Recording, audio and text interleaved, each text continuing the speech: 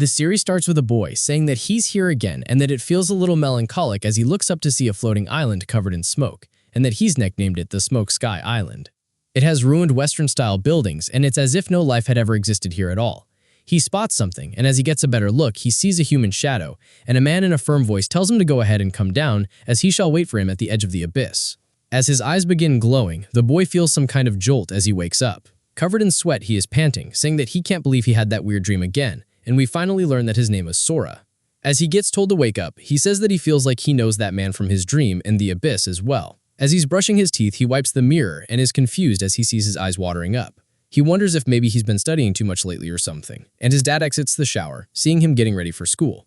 His dad starts ruffling his hair, asking if he overslept the day, and he tells him to stop treating him like a kid since he's already 15. His dad then starts flexing his body. Sora then starts grabbing for the mouthwash, and he tells his father that if they didn't live in such a tiny apartment, he wouldn't have to see him naked every day. His father says that when he gets rich, he'll let him live in a bigger house and he and Riku can have their own rooms. He says that he's been saying that for 5 years now, and his father laughs, saying that life has become a lot easier after Riku had joined the self-defense force. Sora explains that it's been 3 years since his brother has joined the SDF, in the future himself, and that it will be time for him to say goodbye to this lively life, to his dad who jokes around a lot and is unreliable, and to his mother who comes off as strict but loves them all very much, and that it's comforting to him that they're here. As they go to eat together, the entire apartment building begins shaking violently, and they wonder if it's an earthquake. Sora says that he had always known this peaceful life would come to an end one day, but what he didn't expect was for the way it ended, as we see a giant shadow begin to loom over their apartment building. A tower has formed up from under the ground, piercing straight into the sky. As the tower has now come upon humanity, Sora says that this has to be a joke. And him at this time did not know just how much the appearance of that tower would change the history of mankind, as fighter jets were deployed to check it out. But there was something that he did understand, and that was that this tower was somehow connected to his dreams. He could feel it. We then see them on the phone with his Fozo's brother Riku, who says that it's alright and that he'll just have to follow the SDF's instructions, then he can return home soon. His brother says that he promises, but with a very weak voice. The family starts feeling stressed out, and Sora says that night is the night that he lost contact with his brother, and the news said that there would be no problems as long as people stayed home. But it was not long until the news also began to stop broadcasting, as the towers began popping up everywhere around the world. And now the same information is being played over and over on the radio, that they need to evacuate to a shelter, and this was the order they were given. As they start packing their belongings, his mother left a note for their brother telling him where they were going. As they began making their trek there, they saw so many things along the way, and Sora says that it seemed to be hinting at something. Soldiers were constantly passing by in their vehicles, and they all had expressions of pure despair on their faces, and their vehicles were covered in horrible marks, and inside came the disgusting smell of decay. His father asks what's going on in the world, and they finally make it to the temporary evacuation shelter, which is a gymnasium. The shelters were packed with refugees, yet hardly anybody spoke at all. It was as if everybody was just waiting for their deaths. His father tells him to keep moving, but even in this silence there were people who did make trouble, and they were doing everything they could to let their presence be known, as we see a guy grabbing a kid's hand, telling him to give him back his bread, and the kid says the guy already ate his as he points to it in his pocket. He then knees the kid straight in the gut. As people start ignoring the situation, the guy laughs after taking the kid's food, and he says that he's not full yet, and it's surely okay if he takes the bread. The kid in a pained voice says it is, and the guy says that until the situation comes to an end, his bread is his, that it would only be for a few days, and it's not like he's going to die. The kid begins crying, until Sora's dad puts his hand on the guy's shoulder asking what he's doing in the situation. The guy tells him to worry about himself instead, and Sora's father tells him to give the kid back his bread already. The dude rears back his fist, telling him to shut the hell up, but Sora's dad instantly comes in with a kick to the guy's head, knocking him down onto the floor. Sora's dad gives him the bread, and the kid thanks him. The guy then starts insulting him, only for him to get glared at.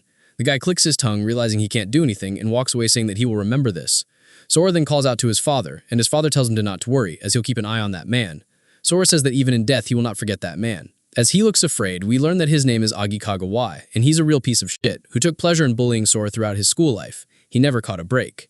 A man then runs into the shelter, saying that this is an emergency message. Everybody must exit the shelter through the back and get into one of the trucks ASAP. The civilians start asking why. The man says this is confidential, but he apologizes because he can't say. They ask if this is really true and say first people can't leave their homes for 2 days straight, and then they have to evacuate to a place like this, yet they still say nothing at all. The guy starts getting frustrated, asking what he's even paying his taxes for.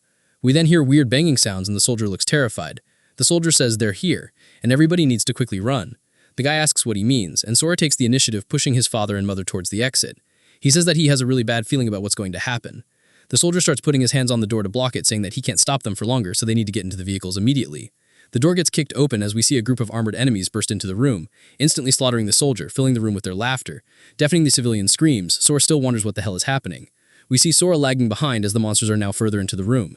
His parents turn seeing him right before they get on the truck, and everybody's still running over as fast as they can. Boarding into the back of the trailers, Sora tells his parents that it obviously can't carry any more people, and they need to get on first as he helps them both up.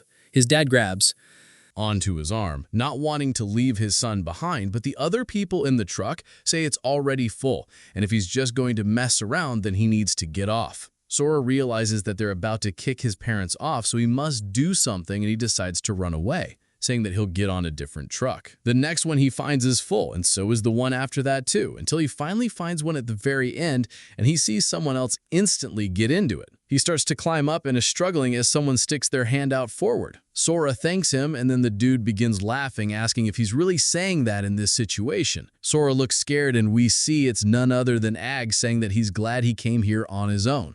And Sora wonders why it had to be him of all people. Ag then throws him off the truck, saying that he should die in his dad's place, calling him a piece of trash. As he starts to fall over onto the ground, he says that it's over. The civilians start trampling over him, and he says that he doesn't want to die yet. He curls up into the fetal position and holds onto his head, and he begs for somebody to please help him. He starts to see the silhouette of someone standing in front of him, and it's the guy from his dream. Sora recognizes him. The guy, again with his eye glowing, tells him that he's going to be waiting for him at the edge of the abyss. Sora then opens his eyes in an unfamiliar area, wondering if it was all just a dream just now. But better yet, where he is, we see a weapon raised into the air, and it strikes down right in front of his head. His eyes instantly fill with dread, as we see a goblin went in for the kill. Sora now running, asking where his parents are and why he's the only person here, saying that he might be in hell, wondering if he's dead.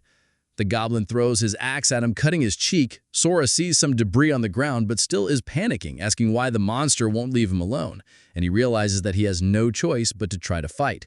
As the goblin starts to run in, Sora makes a mad dash directly towards the rocks. He tries collecting his thoughts as well, saying that the tower appeared out of nowhere. Ag threw him from the truck, and then he met the mysterious old dude, and now he's here about to be turned into this goblin's little dumpster. But he can't put aside this feeling of rage he has, and he starts screaming while holding onto the rock, charging at the goblin. And we don't get to see it, but he off-screens it, saying that he has survived. Up close, he says this looks like something straight out of a game, and he wonders what's next. And he wonders what's with this black text on its chest, saying that it might be its rank, and we see it has the Roman numeral of 1. The ground then begins shaking, causing him to panic more as a black crystal starts to come out from the goblin's chest. Sora looks down at it and wonders what's going on, as its bones are also now a purple color, and it starts floating out directly in front of his chest. Now Sora starts to get a weird feeling as it shoots straight through his sternum, and he wonders if this is a bad thing.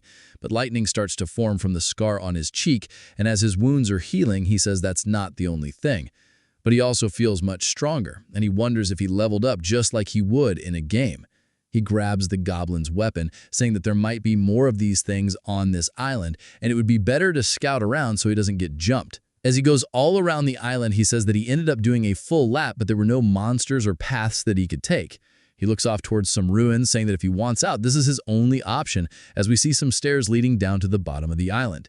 He walks over towards them and looks scared as he leans over the edge. He says that it's just like the smoky sky islands from his dreams, and this looks really bad. He slowly makes his way from step to step, saying in games, terrain like this is prime monster territory, and they might be waiting around the cliff to bump him off, and he would respawn if it was just a game, but he's not going to test whether or not he can respawn. Finally, he says that he made it, as he sees the end of the stairs leading into an entrance. He slowly peers inside while being cautious. There's a lit torch in front of him and some kind of text below it on a tablet. Sora says that he has never seen characters like this before, yet they just seem to be flowing into his brain. It reads, "The fragments belong to the bears. By acquiring all of them, one shall earn the right to leave the abyss." He says that means he must be in the abyss, and he has to collect all the fragments to get out of here. He smiles, saying that at least he has an actual goal. Now he actually feels pretty motivated since it's clear what he must do. Thinking about it calmly, the monster he fought wasn't even that strong. And as he starts to go to the next area, he says that he's sure that he'll be able to handle what they throw at him next. As he pushes through the gates, he sees a bright light. And he says that the first layer of the abyss was an area of 900 meters. The number that was carved on the monster's body was 1. The second layer was 1,800 meters, and one of the monsters had 2 carved into it, as we see wolves. The third layer was 3,600 meters, and of the 4 monsters, which were these little snakes, had a 3 on it. The fragments are only in the bodies of the monsters bearing numbers. These fragments are the key to enter the next tier, and the higher the number, the stronger the monster becomes. I wish we didn't get this montage sequence, but instead it was a little more fleshed out. But he says that there's something more concerning. The area doubles in size every single time he goes up, just like how the number of monsters double as well. As we see this time, he has killed some bear monsters, but it's not like he's not following along, as he is getting stronger with each and every passing stage, this time slamming his fist into the back of a giant monster's head, killing it. As he ascended the layers, the variety of monsters continued to increase with each and every new area that he unlocked. On the 12th floor, he encountered the monsters that attacked the shelter that day. But now they were no longer a match for him as he effortlessly destroyed every one of them, and that there are so many monsters and his senses have begun to go numb. The 13th layer has 4,000 monsters, the 14th has 16,000, the 21st is over 1 million, and so on, and he is just straight speed running each and every layer. When he got to the 30th floor, the number of monsters had reached 500 million. Finding the keys was like finding a needle in a haystack, but with pure dedication and ripping apart every single monster he made do. Some of the key-bearing monsters were protected by groups of monsters, while others hid in small caves. But the most annoying thing above all was that the amount of time it took for him to kill every single enemy gradually began to wear down on him, as we see him leaping, fighting an absolute unit and then a giant demon centipede-like monster. He continued his conquest of each and every single floor, leaving nothing behind because he had to continue forward. As he walks into the next layer, he is on the 42nd one, and the number of monsters on the 42nd floor was more than 2 trillion that he had to comb through. Sora begins laughing like a maniac and saying that now we are on a whole new floor as there are dragons soaring above. He wonders what year it is, but says rather the concept of time no longer matters to him, as here there is only death and massacre, and he is the only thing that shall remain as he is marking the monsters he's slain on the wall. He hears the sound of footsteps and turns, seeing monsters approaching him, and he says, "The cycle never ends." The monsters approach him trying to kill him, but instead they get massacred and he clears the floor one after the other, slowly but surely making his way deeper into the abyss. As we see him carrying the monster's head directly from its spine, he asks, how many monsters does this even make? But decides then he'll just continue marking, saying that it's about time that he finds the key. His brand new chalkboard gets destroyed, sending the debris flying out everywhere, which surprises him. As a giant centipede from hell appears directly in his face, Sora says that sure was one hell of an entrance, and he asks if maybe this is the key. As it starts to attack towards him, he dashes off the ground, breaking the sound barrier multiple times, and says no matter how strong it is, it's all the same to him. At this point, as he effortlessly rips it apart, he says, even the monsters who think they are strong die in one single hit, and he doesn't even have to put in the slightest amount of effort to kill them, as that's another thing that's lost all meaning, such as time. Power holds nothing to him. The monsters did not scale as well as he did, and he starts to get pissed, asking where the hell is the 42nd layer's key, telling it to come out already and fight him, as he's had enough of this. I wonder how many of the trillion monsters he has killed. We then get yet another recap of how 20 towers suddenly appeared across the world, and before humanity could make sense of them, monsters poured out and nearly wiped everything out of existence. Most people were slaughtered, and that day became known as Judgment Day.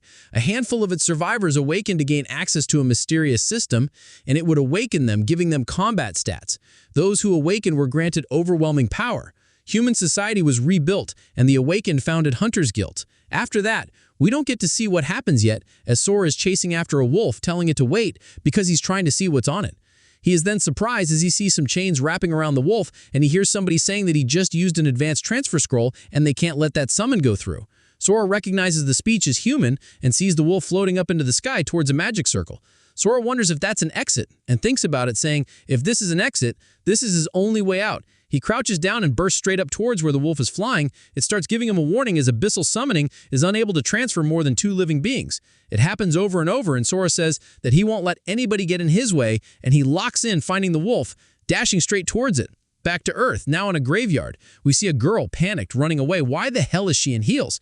She said that she has to shake them off quickly. And we are introduced to Yanazaki. Her foot gets stuck in a vine, and she starts to fall face first into the dirt and lets out a scream. Again, why the hell is she in heels? She says that this is bad, and she starts sweating nervously, and someone else says, what a pain, and they tell her to just hand over the advanced transfer scroll already as she is getting parked. The druid is named a level 34, and the mage says that a level 60 scroll isn't something a level 19 like her can handle. The swordsman Chonji, level 35, tells her to hand it over or else he won't show her any mercy. Tells him not to kill her, and Sonozaki says that hunter-hunter combat is forbidden and they are breaking the rules. The barbarian level 38, whose name is Shosi, asks what she means by rules and licks his lips saying that he makes the rules here, and stabs his sword directly in front of her. He tells her to give them the scroll and he might let her keep all of her limbs. She says that they shouldn't corner her any further, and realizes that she is going to use the summon scroll, telling them to stop her. Shosi starts to get pissed, calling her a and he swings a sword towards her, saying to hand over the scroll already. We see his sword only come into contact with the ground as she is teleported out of it. Sonozaki says that if she is going to die, she might as well drag them with her, and she begins to activate the scroll. They say it's a forced summoning, and Ai says that no one can control an advanced monster that's dragged in like this, and they're done for. They do their best to try to charge in to stop her, and Sonozaki says that they're going to die with her, as lightning starts to form in the sky, swirling down, striking directly in front of her, starting to open the rift for summoning. They all begin to sweat nervously, saying that this isn't looking good for them. As the beam gets brighter and brighter, we see the chains from the abyss start to flash into the ground. And they say that it finally appeared. As we see, it's only a level 3 Cerberus. They start laughing, saying they really were scared of this, and they throw it a bone, calling it cute. So Naki wonders why this is all that came out of her summon scroll, only for a hand to burst through it. Isora appears, ripping the monster in half, sending it flying. They start freaking out, saying that he's a humanoid monster, and Sonozaki looks up, scared as well, and Sora says that he finally made it out. He starts screaming with laughter, saying that he can't believe he actually managed to escape that place. He continues laughing as they all watch. Shosi says that just hearing that laughter made his whole body freeze up. Aika as well asks who the hell this is because his pressure is no joke. Sora notices her, then approaches her moving insanely fast to the point that he leaves his after images. He starts to smile while looking down at her, then grabs her shoulders asking if this is Earth. She says of course it is, and he says that he's finally returned. Then he asks if they're all cosplayers or something, and they for some reason charge directly at him, telling him not to underestimate the Tiger's Roar Guild and go to attack him. Shosi and Shoji's blades break on mere contact with Sora's back. He turns pissed and Shosi calls him a monster. Sora stares at him and the word monster starts echoing in his head as he sees him as an orc. He grabs Shosi by the throat, telling him to show him his number. Shosi asks what he's talking about, and then Sora snaps out of it, realizing that he was mistaken and drops him. Shosi starts screaming and even straight pissed his pants. The rest run over and we figure out that Shosi is their boss. Sora tells them to all get lost, and there was even an extra rogue there. Bro was useless for some reason, he just lets him leave. And Shosi does the typical third-rate line of, I'll remember this. Sanatsuki says that his power is incredible, but his scars look awful, and she wonders who he is, saying that he can't be a monster summoned from the abyss by her scroll. Sora asks how many years it's been since the towers appeared. Panicked, she says it's been 5. He asks if this is really Earth and what was the scroll that she used, also why she's dressed weird. She then starts to explain that ever since the towers showed up, a system appeared to humans. Now here they are. Sora asked if the world's truly changed this much in the 5 years he spent in the abyss.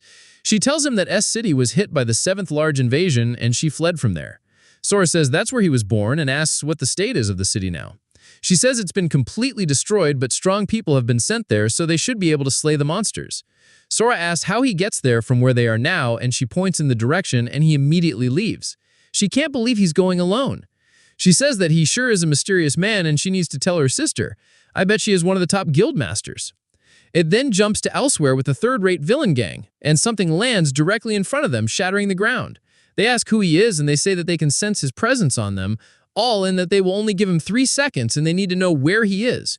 They all start to feel terrified, but for some reason, Shosi asks if he's kidding. Bro has no brain. They then get ripped apart in a second and it jumps to their guild's headquarters. A woman says that there are no signs of life from the party of 4 and the whereabouts of Sanatsuki and the scroll are unknown. A man calls her trash and breaks his wine glass. He says that he can't believe that the men she recommended can't be one level 19 summoner, and the signals all went out at the same time. He says he can't believe they were all killed in one hit as well, and he is level 118. His name is Rick Mukai. He tells someone else to go find out who did it and to capture Sanatsuki and make her explain herself. They say yes, sir, and Mukai says that he'll kill anyone who lays his hand on his men. He then spots Sora leaping up past his window, saying that the smell of blood is incredible, asking who that was, and that he's heading towards a fallen zone.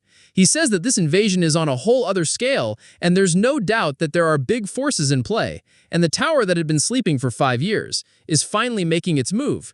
He then orders that all of his search parties need to fall back, as this is an emergency. Sora continues heading towards the city until he finally reaches it. Seeing it in ruin, he says in the 5 years he was stuck in the abyss, this place is turned into hell. But in the abyss, he who was weak and struggled with a goblin at first, slowly but surely, with each and every floor, progressively got stronger. And with his senses numbed, he nearly became a beast himself as he ate the monsters he killed. But the thought of his family kept him going. The monsters he once feared are now small fries, and he hopes that his family are safe at the very least. He says that S-City used to buzz with life, and now it's a wasteland. Every building shredded like the aftermath of a massive quake, yet they are all still standing. Weird. Still, there's no trace of monsters killing anyone. He says ever since the people were evacuated, nobody's supposed to live here. He grabs onto the door handle for his house, rips it straight off the hinges, and is surprised. He then slowly enters his home. He says that he knew the place would be empty, but he came anyway. After all, this place is full of happy memories for him. He then sees a letter on the table asking what that is. It's his father saying that everybody says that Sora is dead, but he and his mother refuse to believe it. His things and set them up exactly like in his old room, and they're sure he's going to come back. Sora starts crying manly tears, and he says they risked their lives to come back for him. They even laid out his favorite clothes from sizes S to large. That way, whenever he returns, he can slip into fresh drip. There's a map to Shelter 6 in the drawer. Once he reads this, he needs to come find them, as they will always be waiting for him. Love, Mom, and Dad. He starts crying while holding on to their family photos, and he wonders how strong he is right now. He then starts cutting his hair, saying that if he's tough enough to end this apocalypse, maybe he can reclaim the days that he lost. How did he cut the back of his head like that, though? Bro is rocking that Sun Jin Woo haircut, and he says that he's going to follow the map, heading to Shelter 6 just like the map says, but the road is a complete wreck. But going his own way will be faster regardless. As he starts soaring through the air, a flying monster spots him and starts going for an attack, but he rips it apart. He then continues bouncing from monster to monster, clearing out the skies. As he continues forward, some nearby people ask what that sound was, and the other guy says he's just drunk and that the man's guard duty is boring. They then sense something fly past them, and they ask what that was. The dude says he couldn't see it, and someone else says that he got it on camera, and they spot it, and he got an image of Sora soaring through the air. They then hear a woman yelling, telling nobody to get any closer, and that she only came to look for food. As she starts to get surrounded, they say that it's been a while since they've seen a woman, and the dude begins drooling, saying that they're good guys, and they'll take very good care of her. She says no, and they walk up spreading their legs, telling her not to be scared as he's going to be gentle, and that it would be a shame not to enjoy a body like hers as he starts grabbing her chest. Sora says some things never changed and calls them trash. They ask who's there, saying that he's not going to get off easy if he butts in, and he tells his men to get them as they start charging towards Sora. Sora starts to release sheer wind pressure. He immediately goes in, slapping the hell out of one of them, and bro is probably dead. As the other guy comes in with a sword, Sora dodges beside it with the minimal required movement, grabbing onto his arm. He then knees the dude straight in the face. Mr. Molester asks who he is, saying that he's part of the Tiger's War Guild. Of course he is. Sora then says his name, and it's Agui. To be honest, I didn't recognize him. My bad. He asks if he's already forgotten the face of the guy that he killed. He says there's no way and recognizes him and starts to crawl away, saying that's impossible, as Sora begins releasing hella pressure. Agui asks how he's alive, telling him to stay back. Sora laughs and grabs him by the throat, saying, that's right, he crawled his way up from the pits of hell, all because of him, and now it's his turn to go there as he starts digging his fingers into his throat.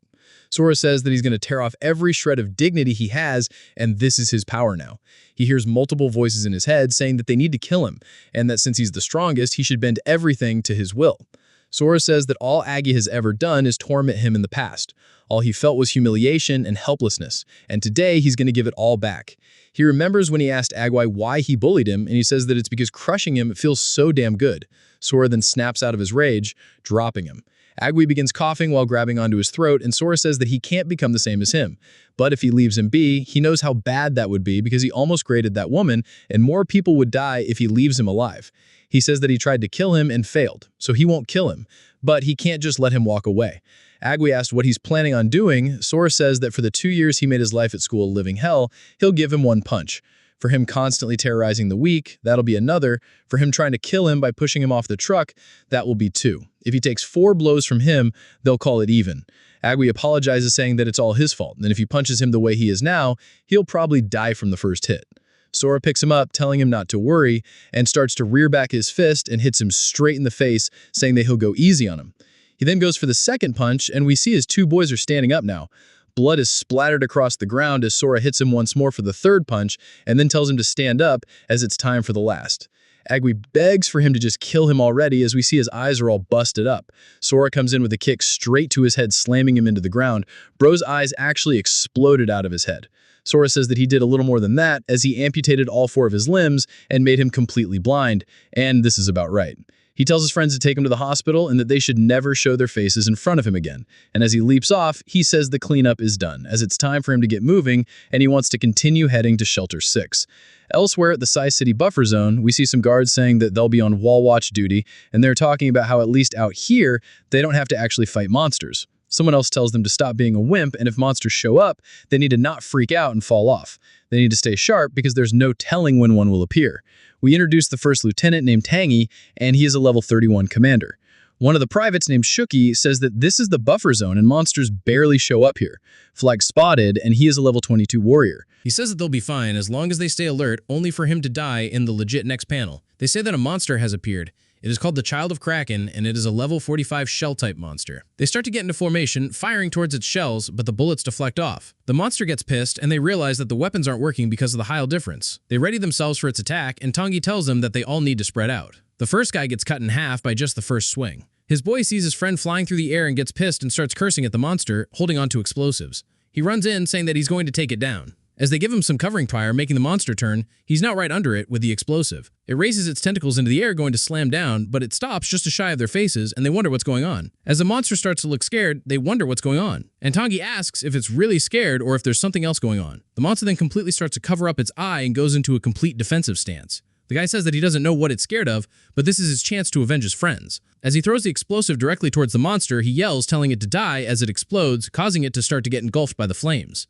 They wonder if they killed it, only for it to have done minimal damage. The monster then glares directly at them as the flames barely lasted for a few seconds, and they can't believe that it's pretty much unscathed. As it goes to attack and kill the man, Sora lands, crushing it under the weight of his landing, saving the soldier. The soldier is confused, and Tangy asks if this is the reason it was scared, and if it was all because of this man. Tangy says that he killed a monster that survived an explosion with a single hit, and that there aren't many with that kind of S-rank destructive power, but he's never seen him before. So he needs to find out who he is no matter what. He begins to use a special skill called Inspect, which allows him to view detailed information about the target. The closer he is in level, the more he can see, and we see Tangy surprised, saying no way, as all it says instead is that he needs to show his respect in the system alert. Tangy's surprised and he's thirsty, gets dizzy as he falls over. The soldiers then catch him, asking what's going on, and they call for a medic. Sora turns confused, saying that there's something he wants to ask. The man asks what it is, and Sora asks how far evacuation Shelter 6 is from here. The man says that it's 50 kilometers to the north, but he has to go through Area X to get there. Sora asks what Area X is, and the soldier tells him that it's where they're holding back the monster rush. The monsters are being concentrated there to minimize damages from fighting, and there are a lot of hunters there fighting the monsters. The soldier then starts saying that there are a lot of rare drops, and when Sora turns, he wonders if you get drops when you defeat monsters in the real world, saying that it truly is like a game. He asks how strong this monster was to them, and they say that a level 45 is quite a tough opponent. Sora asks if this is really enough to cause difficulties, asking how many monsters above level 45 are there in the monster rush. The man says probably no more than 100, and if there were plenty of monsters like that, one everywhere, humanity would have gone extinct long ago. Sora says he gets it and that he's going to head out soon. The man starts to freeze up and calls out to him, saying that this might be an unreasonable request, but he please wants him to head to Area X because if there is a strong hunter like himself, many people can be saved. Sora asks that the shortest route to Shelter 6 is through Area X, and the man says yes. Sora says in that case he'll do it while he goes through Area X, he'll defeat any monsters unfortunate enough to come across him. It jumps to some time later as we see a tent and Tangy is laying down, starting to wake up. The soldiers are glad that he's responsive, and Tangy asks how long he was out for. The man says it was about 10 minutes and that the recovery items dropped by the monsters worked immediately. Tangy asks about the man that saved them earlier as the soldier informs him that he went to the north. Tangy's still trying to wake up fully as he has a headache, then realizes what he just said. The soldier tells him that he is returning to evacuation Shelter 6. Tangy says, does this mean that he's going to go through Area X? The soldier says it looked like he didn't care about it at all as he went without hesitation. Tangy says they need to contact the Central Command Center immediately. The soldier asks if he's sure. Tangy looks down at his watch, saying that there's about 10 minutes until the scheduled time, and he should be able to make it. A man then enters saying that he sent a message with the emergency radio. The man then comes back saying that he sent the message with the emergency radio, but he wonders why the Central Command Center. Tangy says that this operation is different from the other ones. This information is highly classified, which is why they weren't informed, and Area X serves as the base for this operation. It's not part of the region where they're holding back monsters. Rather, it's a bombing zone. As we see Command Center, bro, that guy's got a gut. A woman says that an emergency call has come in from Area B22. The Central Commander tells them to put them through, and we are introduced to Renji Kumageya, who is a level 58 Flame Mage. The woman says yes, sir, and starts typing away at her keyboard. Kagi then reports in, saying that he needs to alert him of this. Just now, Mysterious Hunter has left for the bombing zone, and he does not know about the operation. Renji asks why this is important, asking if he is here to report his mistake. Tagi says that's not it. He believes an emergency broadcast to inform him of the bombing is in order. Renji goes to scold him, but Tangji decides to just get it over with, saying that he's very strong and they can't have him die like this. Renji asks if he's a strong hunter, wondering what his level is. Tangji panics, says that he doesn't know. Renji sighs, saying that a hunter whose level is unknown didn't follow the rules and went into a bombing zone, and he wants him to do an emergency broadcast for him. The woman says that he'll probably be dead before the message even goes out. Renji starts laughing, saying that she may not have a brain, but she sure does have a talent for comedy. And it looks like they haven't been taught enough to be able to stand on their own. He leans over towards a blonde woman, saying that's not really his place to interfere with her subordinates. But if he reports to the higher-ups that she's obstructed the operation's progress, she will be held accountable. She asks if he's really going to drag his own people down when they're facing such a powerful enemy. We are introduced to a woman who is the Western commander, named Mia Tanasaki, and she is a level 73 Golem Tamer. She calls Renji an idiot, saying that Tangji, who's trained so carefully, is trying to save a complete stranger, and it must be pretty important, and she wonders how powerful that guy is. Tangji looks anxious as Mia begins thinking about it. She calls out to Tangji, saying that she trusts he has no intention of interfering with her plans, but if he cannot give her a reason that's convincing enough, she will personally put him on a military tribunal. Tangji panicked by her reply, and she continues, saying that that would surely be satisfactory for Renji too. Renji clicks his tongue, and he tells Tangji to give them a reason that they can accept. Tangji says that the person has slain a level 45 baby kraken in a single hit. Mia is surprised, saying that he's even more powerful than an A-rank hunter, asking if he could be an S-rank hunter from the military. Renji says that's impossible. All S-rank personnel are out on missions and there are no confirmed signals from B-22. She asks why he doesn't know his level, saying that he should be able to see with his inspect skill. He says that he was unable to see his level with it. This hits her pretty hard. He says embarrassingly, after he used his skill on him, he lost consciousness because of an information overload, which means that he's at least over 100 level. Renji starts to look a bit more serious, and he thinks about the situation. He anxiously taps his finger, saying that this kind of strength is rare, but that's not a reason to stop the operation. The Eastern commander, named Nuo Yuasa, says that they cannot abandon their military responsibilities for such uncertain reasons. He is a level 44 rock mage, forgot to say it earlier. Nuo continues, saying that thousands of troops from 4 different corps are involved in this operation, and there's enough troops to completely surround the bombing and buffer zone. The original plan was after the bombing for the scattered monsters to be taken out by the soldiers stationed in the garrison zone. But if an emergency broadcast is made, the monsters will react to that sound and rush all into one place. If that were to happen, the area would fall in an instant, and tens of thousands of soldiers would lose their lives. And saving one in exchange for that makes no sense. Even if he were an S-rank hunter, it would be a risk they could not take, and he's sorry. Kangji just looks mortified because it's all technically his fault, while Mia is sitting there thinking about something. She says that if that's how it is, she has to reject his request. It cannot waste the efforts of so many people for the sake of one man, and that the decision is final.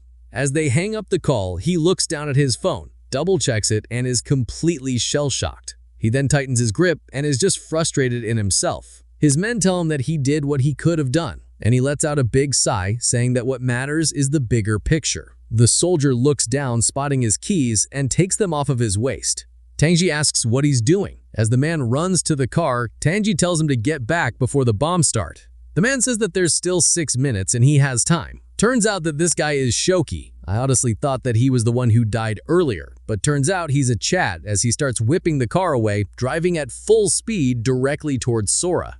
Kangji's other men ask if they should bring him back, and he says that it's fine, as he's made his decision and he's sure he knows what he's getting into. Shoki says that he has to make this in time, and we see him looking anxious. What he did not know at the time was that the man he was trying to save would become the hope for all of mankind. But we knew this because he's our main character. Shoki says that he's lost his trail and he wonders where he went, and he's headed on the fastest path there. If he still can't find him, that means he's moving faster than his vehicle. He's almost at Area X, and if he blasts the loudspeaker, he should be able to hear him, but doing that will tip off the monsters as well. He now has barely over 2 minutes. He decides to go forward as he reaches towards the speaker. He takes a deep breath and hesitates as he continues driving forward. He tells himself that he's a disgrace to the army, and he resolves himself to finally do it. He yells, telling Sora that he is the soldier who he helped earlier and that this area is about to be bombed, so he needs to evacuate immediately. And he starts repeating this over and over. Sora hears this, and as we see him, we see that he's just finished a fight. He says that explains why there aren't many hunters around. And he looks down at his hands, saying that the monsters themselves aren't much of a threat, but he doesn't know if he can survive the blast heat, and he should avoid pointless risk. And that soldier risked his life to come all this way just to warn him about the bombing. He can't let him die here. Shoki wonders if he reached him or not, and with 30 seconds left for the bomb, we see dragons flying overhead. They land directly in front of Shoki, and he says that he really did attract them to him and that he needs to get away immediately. He starts flooring the gas, but realizes that Sora is still out there. A monster's corpse then lands directly in front of his car, stopping him from leaving, and Sora taps on the window. He rolls it down, and Shoki is just glad that he's alive. Sora asks what he means about the area being bombed, and Shoki looks down at his timer, and it is now time for the operation to begin. He yells, saying that they're out of time as we see jets fly by, dropping missiles. The entire area starts to get bombarded, and we see a monster with some kind of shield blocking the bombs. Shoki is just screaming as the debris starts flying directly towards them. Sora stomps on the ground, causing it to break upwards towards him, and he deflects the debris with an earth wall he created through pure strength. Back to the command central, the woman from earlier calls out to Renji, saying that the bombing has now been completed. He says that they need to use the drones to assess how many monsters they've taken down and where the survivors are headed. She says that the drones aren't detecting any signs of life. He's surprised, asking where the monsters that escaped have gone to. And she says that the monsters are all still inside the bombing zone, and the ones at the center of it are completely unscathed. Renji is surprised, saying that they can't be. Even Mia is surprised. She asks about the drone feed. The girl starts pulling it up, and as it starts to appear on their screen, we see a drone that looking at the monster from earlier who has a shield, and they say that this is how the monsters made it. What they spot by them is actually a person who also seems as if they might be from the abyss as well. The person then heads straight towards the drone and shatters it. And it's not just him, as other monsters are also starting to destroy every one of the drones one after the other. We see one squeezing it out of the air.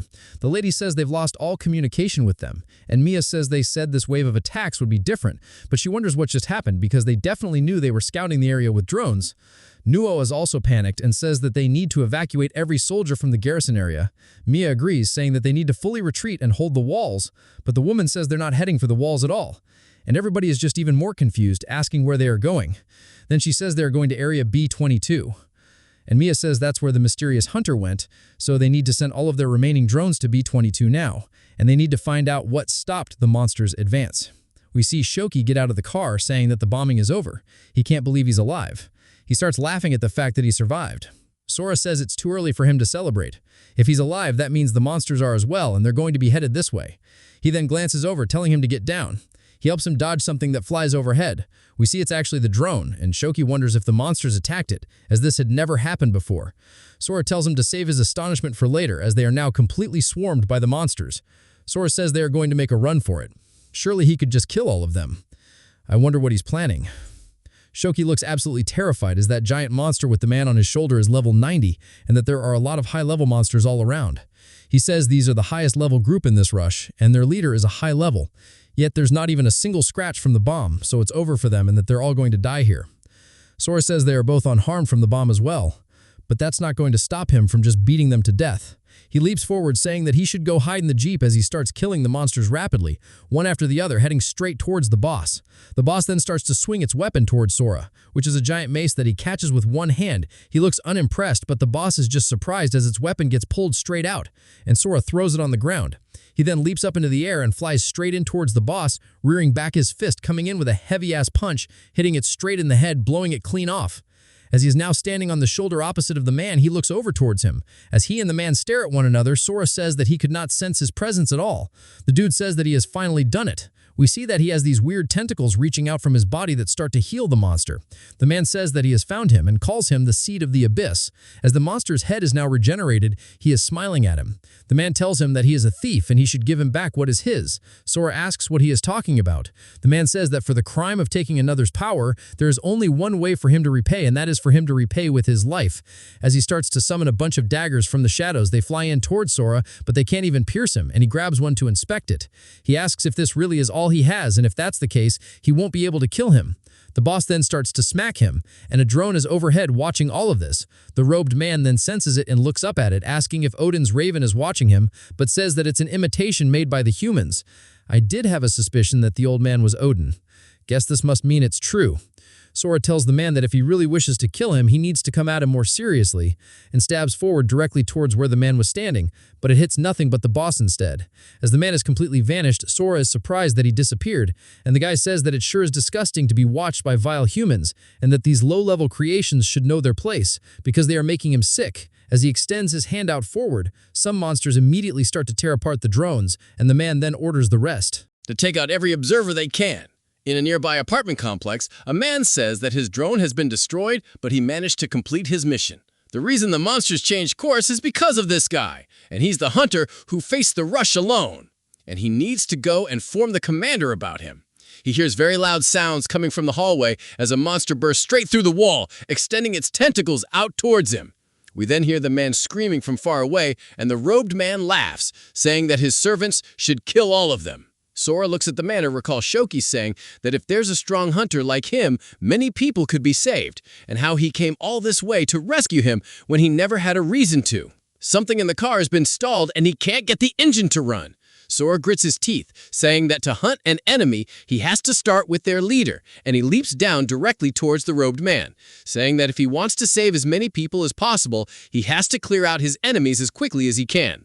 The boss then realizes this is a chance to attack, as he raises his arm and swings down. Sora dodges it, saying that by fusing with the man, the large monster's attack power has increased significantly. He then notices the man coming out from the shadows and says that he sure is persistent. Sora then gets a better look at the guy and is just surprised because they look just alike, as if he is Sora himself. The robed man then starts to form a shadowy sword, and Sora says that this sword is bad news, and he can tell based on the energy. And once more, the robed man calls him the Seed of the Abyss, saying that he will kill him. He then thrusts his sword forward, saying that this is his destiny.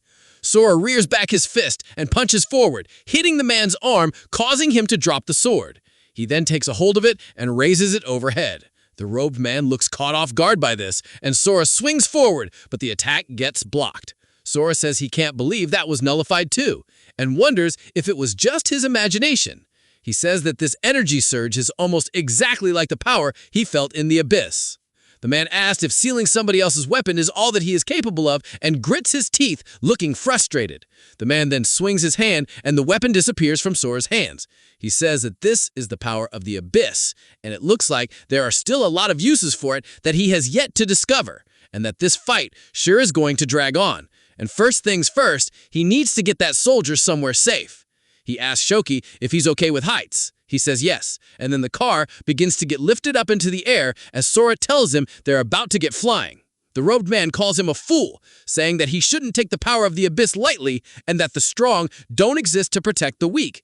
They only exist to become the strongest. As he starts to form something in the sky above him, he yells, telling Sora to die alongside that weak human. And Sora says the attack sure is fast, and even if he runs, it'll catch up to him. In that case, he'll just fight it straight on. As he leaps off the ground towards it, he starts to bring his fist in and swings forward, hitting through it. He wonders if it worked, saying that there was no actual impact.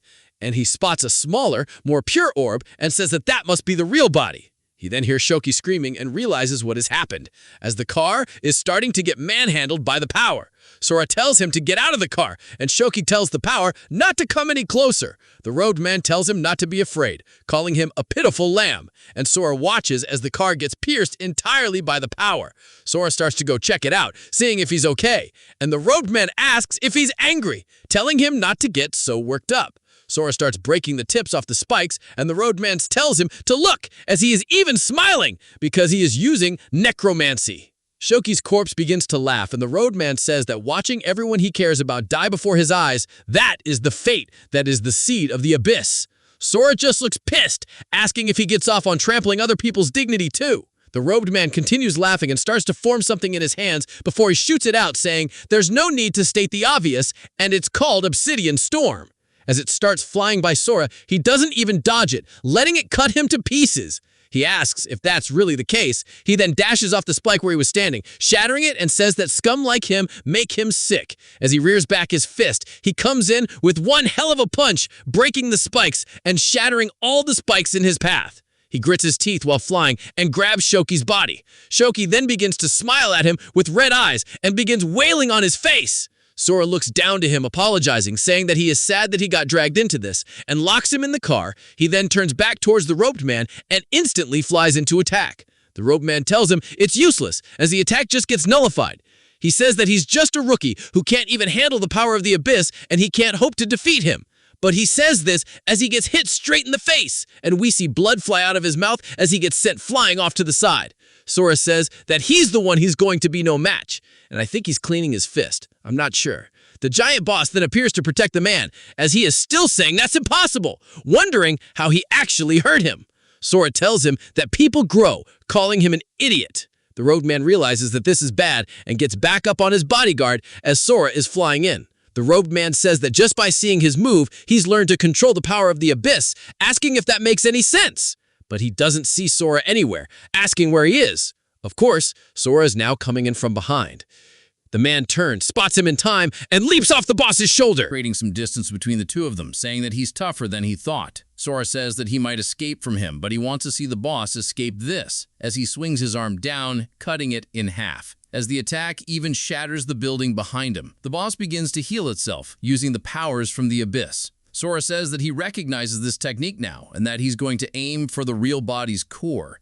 As he starts to grab onto the abyss aura with his bare hands, he begins to pull it apart, telling it to get crushed. The boss says there's no way as its core begins to get damaged, and Sora descends from the air. The sun then begins to shine in brightly, and we see it starting to get burned into bits, slowly but surely disintegrating into the air, as the boss has now been defeated. Sora then glares towards the roadman, saying that he is next. The roadman says that he's going to remember this as he starts preparing an attack, and he calls it Shadow Unity. As all the nearby monsters start to get controlled, they turn directly towards Sora as they start releasing screams, beginning to surround him. Sora still just looks for an opportunity to attack the robed man, but the sheer power he's emanating is keeping him at a distance. But then he's surprised because immediately the pressure is gone and the man has disappeared. He asks if he really used a technique like that just to escape. Then he ruined his clothes, which kind of pisses him off, and he's glad his mom and dad's picture is still intact. He walks over to Shoki's corpse, saying that this dude probably has a family waiting for him as well. He rips off the dog tag from his neck and then begins to bury him by hand, saying that he'll take at least this back with him. There's no way that this was the end of his meetings with the other man from the abyss, and he absorbs so many of his attacks. But the thought of him saying that all of his loved ones are going to die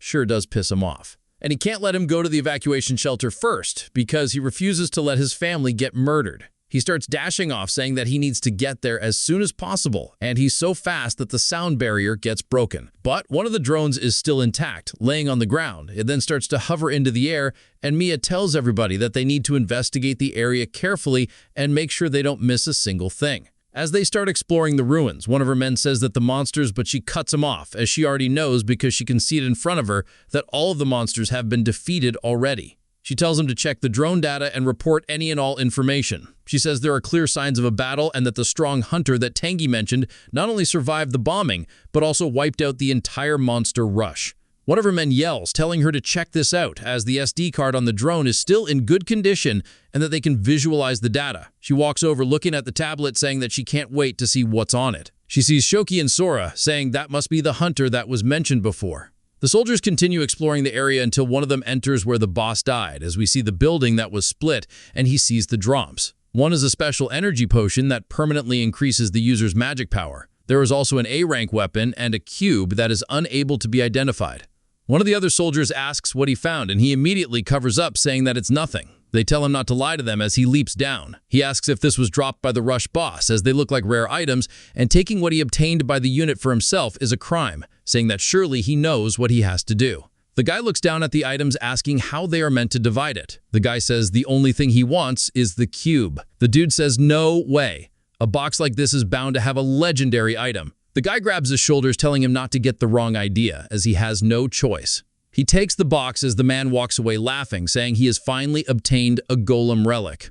It jumps to Evacuation Shelter 6 as Sora lands on a nearby rooftop, saying that he's finally here. He sees guards still on duty, saying that they have yet to be attacked, as there are people all around.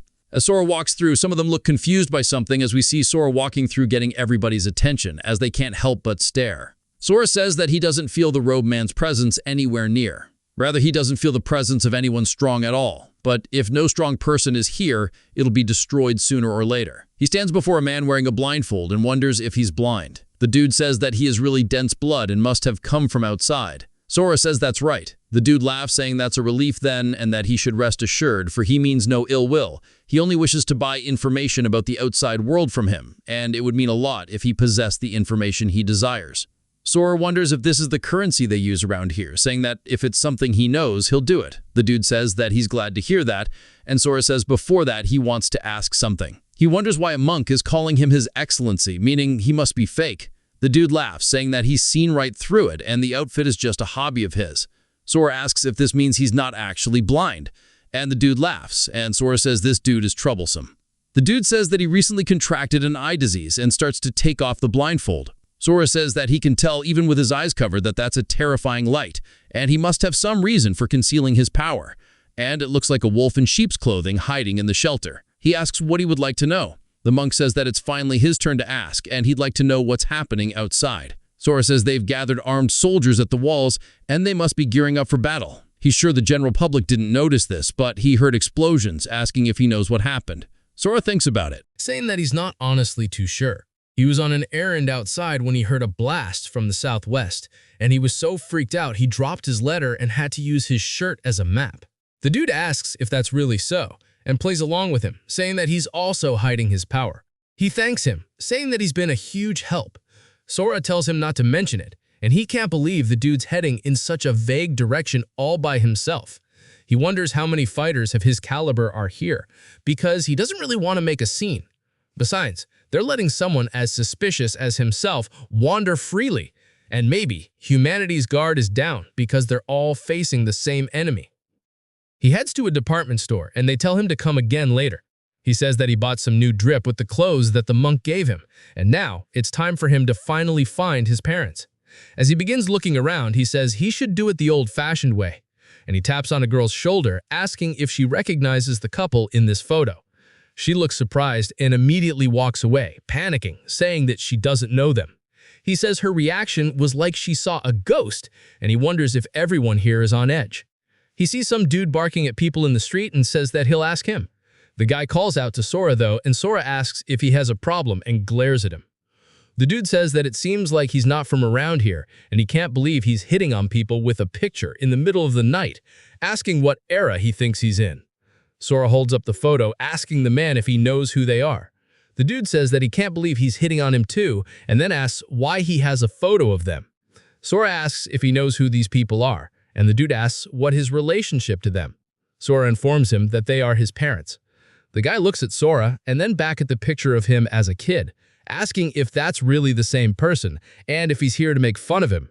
A car then starts to hit the gas, swerving directly towards them, and the driver looks panicked.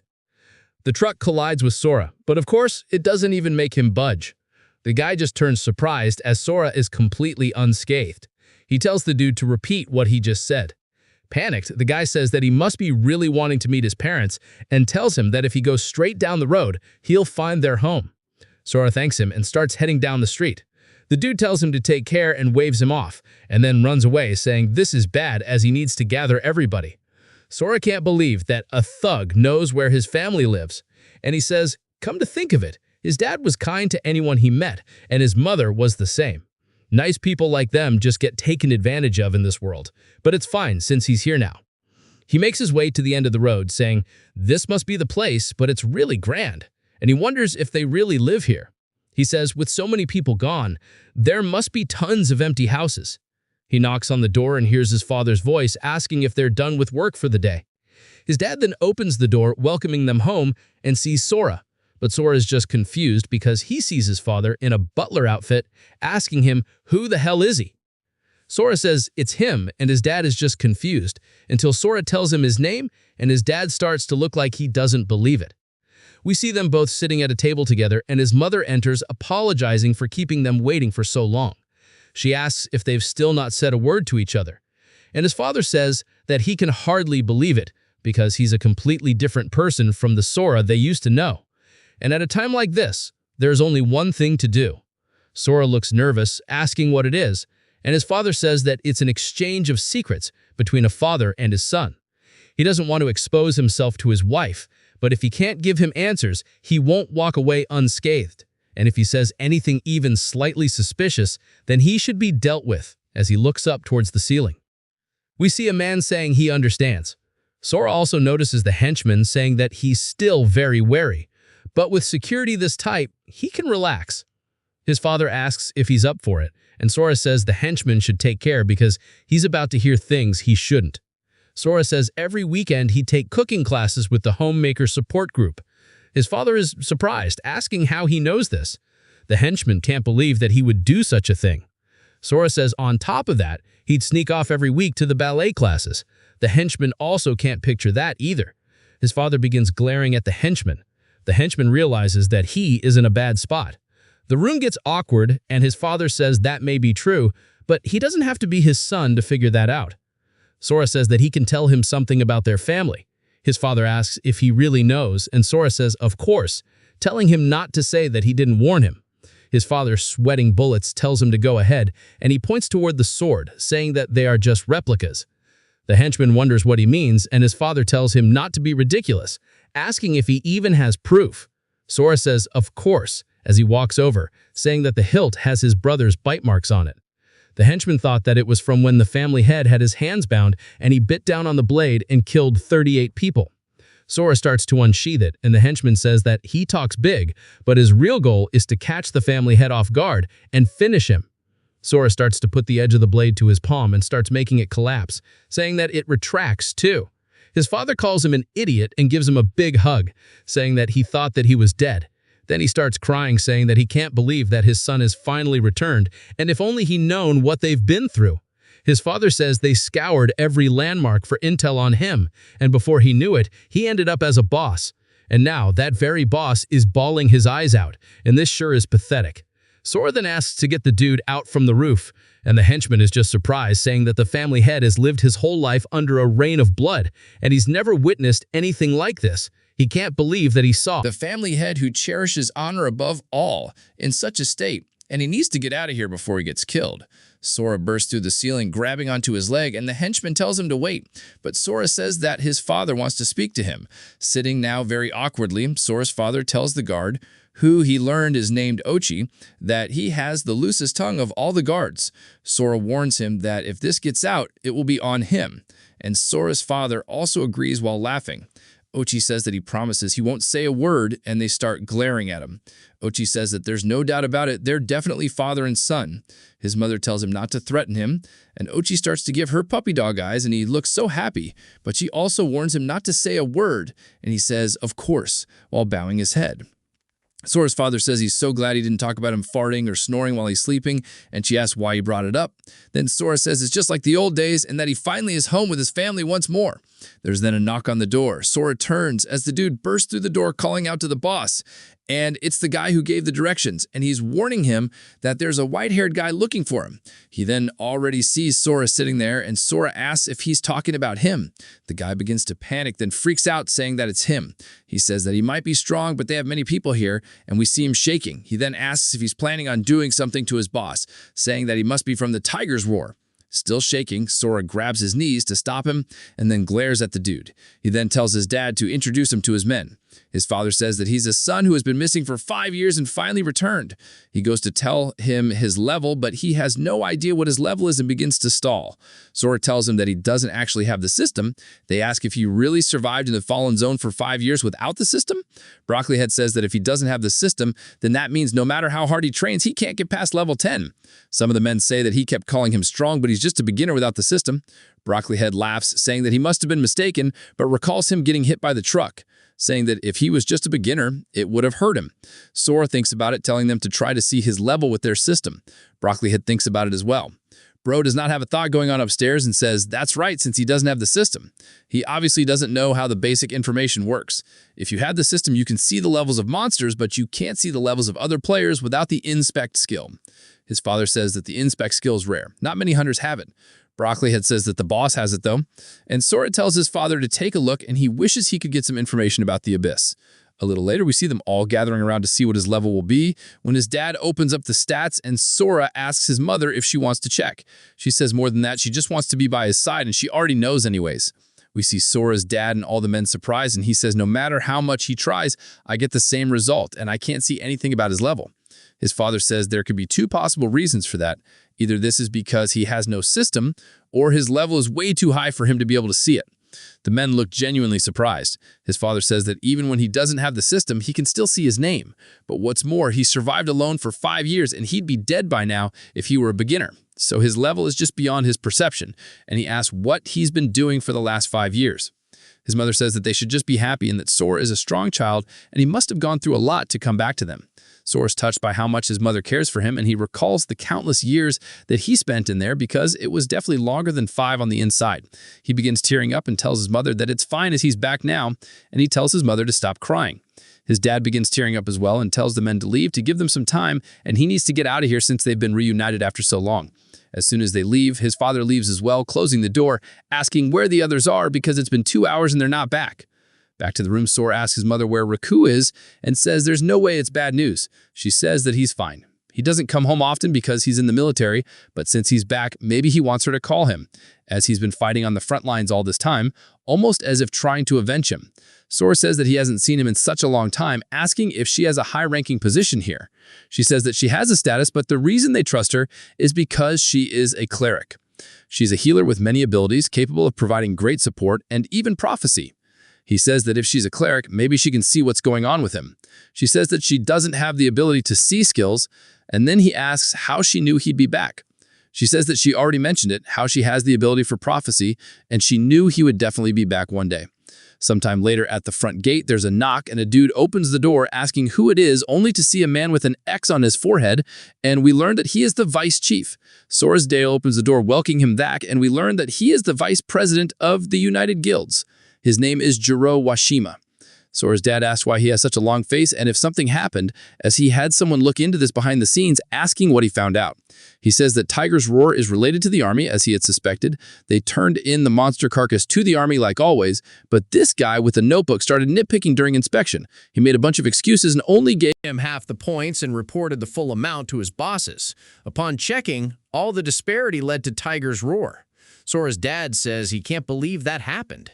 If Tiger's Roar, who's supposed to be neutral, is pulling something like this, then there's got to be more to it.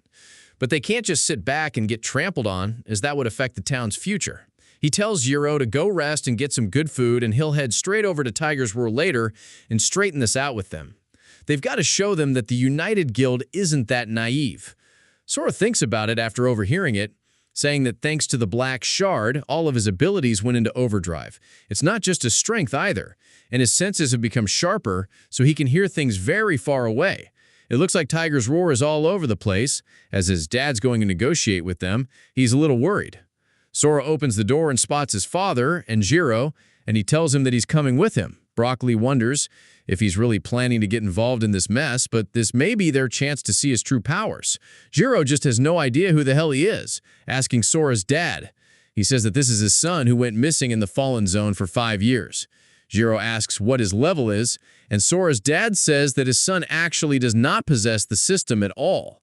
Jiro looks surprised, asking if this means he's a normal person, because without the system, he'll be dead in any shelter. He won't be able to last more than 3 days out there. It's not entirely impossible. With elite stats and top survival skills, but without job skills, he'll become dead weight the moment it turns into a fight. Jiro says that that's good news, but since he just got back, he must be exhausted, and he should sit this one out asking Sora's dad what he thinks. Sora's dad goes along with it, saying that he should stay with his mother. His mother says that she hasn't shown him around the house yet, and Sora wonders if they think he won't be of any use. He guesses that's to be expected, as he's just a normal human to anyone who has the system. He says, come to think of it, he still hasn't grasped the shelter's full picture. If there really is a monster like he's imagining, he needs to hide his real power so he doesn't drag his parents down, and he agrees with it, which surprises Broccoli. Broccoli says that he lost his chance to see his powers, and the gang starts to head out. Sora watches, and his mother says that he shouldn't worry too much, as his dad's just worried, and they just reunited after a long time, so of course he wouldn't want to put him in any danger. She also warns him that his dad is really strong, so he'll be fine. And she always uses her vision to see the future, and it tells her that he'll come out of this safely too. Sora says it's fine, but he's not a kid anymore, and it's true that his mom uses her prophecies to foresee danger, but Tiger's Roar is connected to the military. His dad will only keep clashing with them more and more from here on out. He asks how the situation here at the shelter is, and why the Tiger's Roar is on bad terms with them. She says that ever since Judgment Day, his father got awakened, and he joined forces with the military to manage the shelters. Then he started the United Guilds and cooperated with the military here in hopes of finding him. The Uniteds grew this large because everyone was moved by that person's vow to find each other's family. The Uniteds handle keeping order, scavenging supplies out in the field, and pretty much every other management task. He's a kind man, and that's why he didn't want to send his own people into the breach. That's how they've managed to preserve the peace in these past 4 years. But several months ago, Tiger's Roar from Evacuation Shelter 4 came up here to set up a branch. Ever since then, their conflict with them never stopped. Sora asks why the military doesn't intervene, and she says that since the enemies just keep on getting stronger, the army can't hold them back anymore. But Tiger's Roar was founded to clear the towers, and their strength is so overwhelming that the army has no choice but to lean on them. The information on tower rating is valuable enough that the military can't ignore it. On top of that, they have an awakened chosen by the tower deity. They are called Azra, and it is their trump card.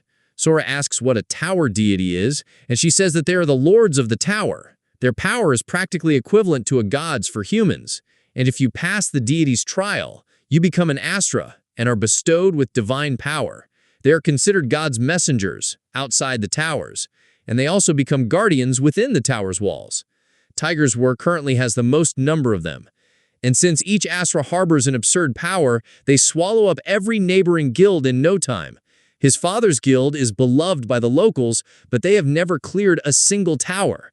They are the only ones in the Union still struggling without an Astra.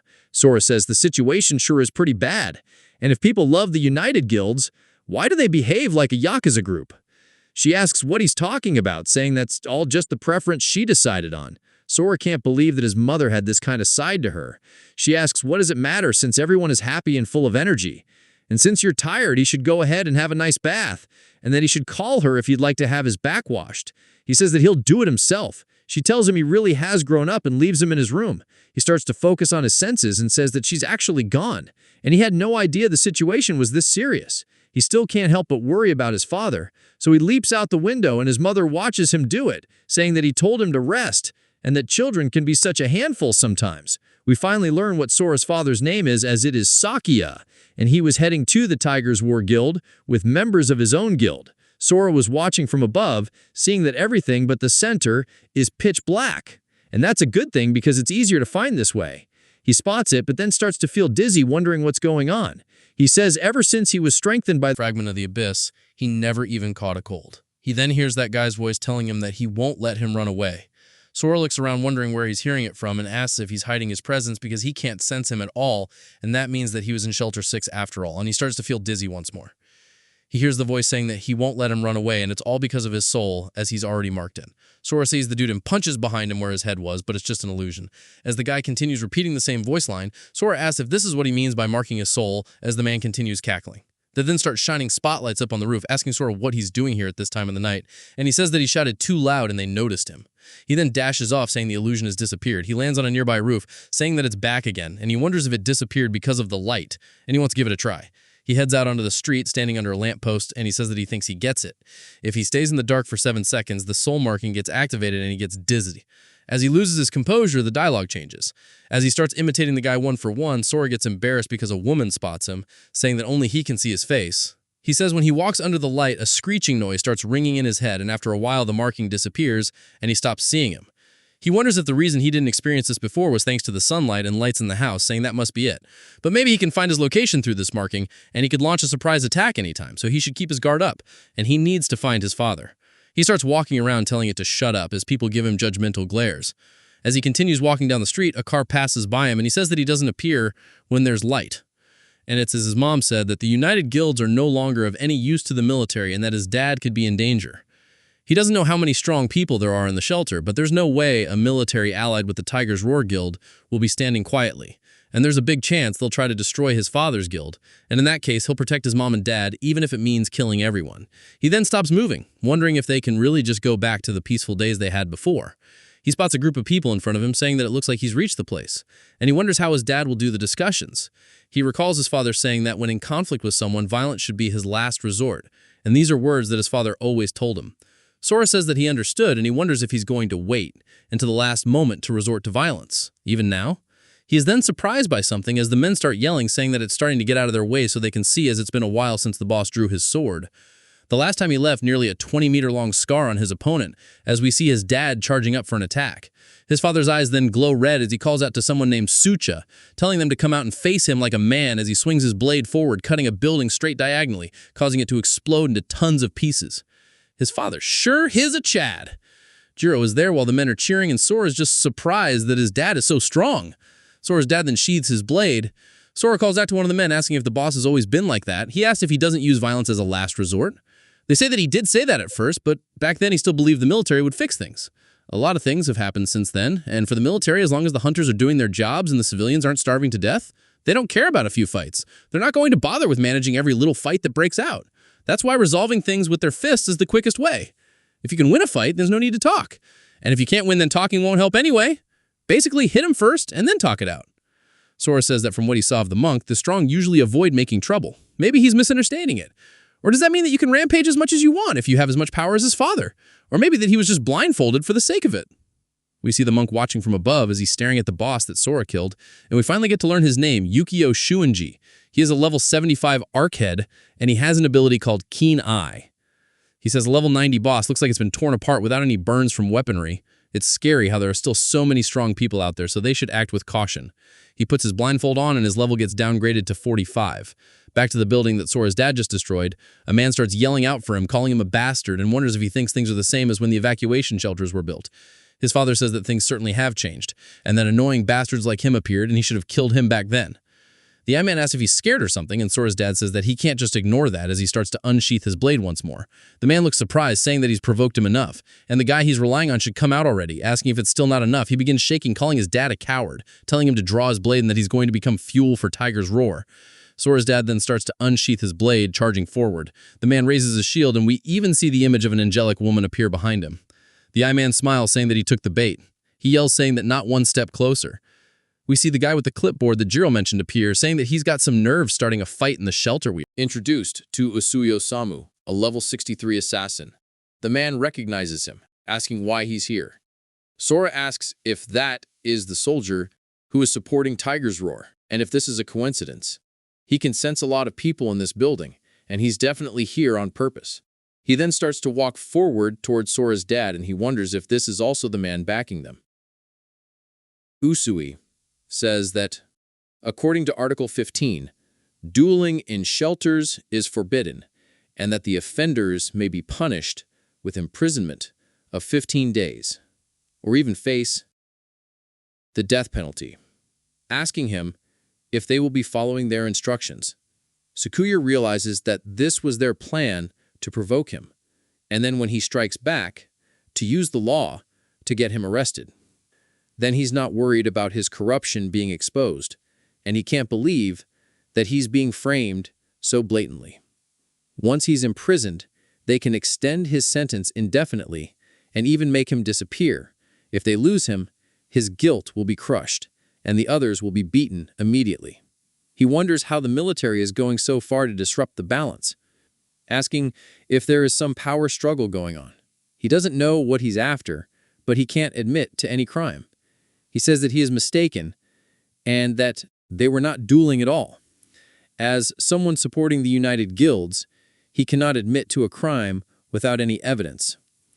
Usui says that these sword marks are clear evidence. Sakuya laughs, saying that he must be kidding him.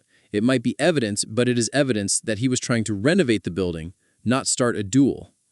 Usui says that it seems like he still doesn't understand. It's not up to him to decide that. It's up to him, and if he say it's evidence, then it is. The moment that he stepped foot in here, he had already lost. We see men on every single floor pointing guns at them. They are copy-pasted. He tells him to obediently submit himself or be arrested. Sakuya looks surprised. The men start calling out towards Sakuya, telling him not to lose. And if they're up for it, then they should just take care of them. Sakuya tells them to calm down. And since they're within range, too, the men won't fire. Usui starts laughing. Sakuya says that at level 63, it's going to be a little tough, especially since he's a fast opponent like an assassin, but if he takes Sucha hostage, they can get through this. He starts to unsheath his blade, and both Sucha and Usui say, "Here it comes." Sucha casts Sword Shield, saying that he can't be the weak link, and that an agent's defensive skills are different from other classes. He can analyze a lot more about incoming attacks. At this distance, he knows he can block Sakuya's sword. His Sword Shield can only block swords, but that's why, when facing a sword, it can perform well beyond its level. It can easily block a full-blown attack from a level 69 warrior. So a level 65 warrior's attack is nothing, meaning Sakuya won't be able to cut this shield at all. He then yells, telling him to give it up. Usui also asks if he's going to come quietly or if he's going to be thrown into a jail cell with all of his comrades and that he should make his decision. Jiro yells out for him, and Sakuya starts to feel frustrated. He gets rid of his aura and raises his blade forward towards Usui. Jiro and the boys are surprised, as Usui tells him that he made a wise decision. They can't believe that the boss is just accepting it, but Jiro understands. He got a signal from the boss. When he raises his sword, it means to get ready to an attack, and if he lets go, they attack. They don't know that he and the boss have this planned. Sakuya drops his blade and Sucha is surprised that his sword disappeared, only for Sakuya to dash straight past Usui towards Sueda. He says that's not going to be a problem, as his shield has a spell to block sword attacks.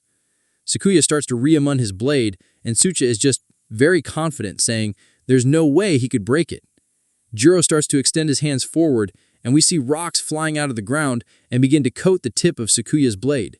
He then uses it to smash Sucha's shield into pieces, sending him flying backwards.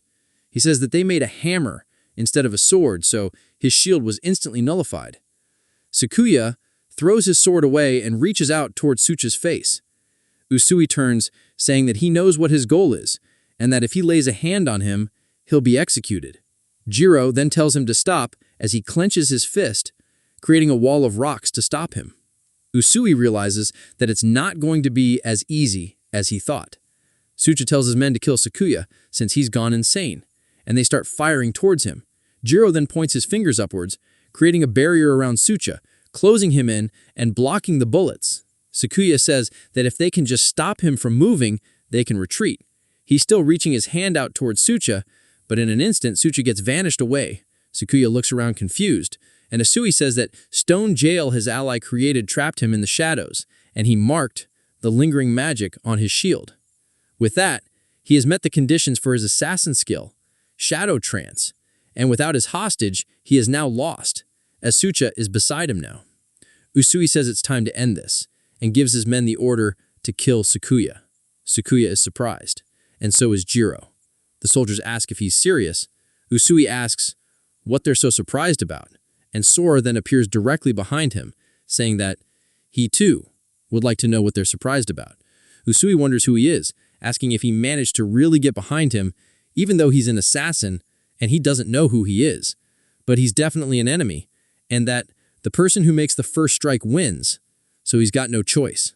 As he starts to reach for a potion, Sucha recognizes it, saying that that's the deadly poison that the guild has been preparing to defeat the level 90 boss asking when. He stole it. Usui yells, telling Sora to let go and throws his daggers forward towards Sora. Sukiya calls out for his son, and Sucha says that bastard is going to take down everybody with him at this rate. The men start to wonder what this miasma is, and they start falling to the ground, foaming up the mouth due to the poison. Sucha says that he doesn't like this, but at least Sukuya's ally is dead. We see Sora stretching his hand out as he grabs onto both Usui and Sukuya once more. Sucha asks how the hell he can still move, as this was strong enough to kill a level 90 boss. Usui looks worried, saying there's no way that this dude is an absolute monster, as he caught his daggers with his mouth and the poison isn't even affecting him. Sora glares down at them and then spits out the daggers, causing them to fall on the floor. He asks them where they think they are going. Sucha grows anxious, and we learn that regardless of your job, every player has 5 stats, those being intelligence, perception, strength, agility, and constitution. Sucha says that if he can withstand that poison, then his constitution is on par with a level 100 player. Sora tells them to get their men to lower their weapons.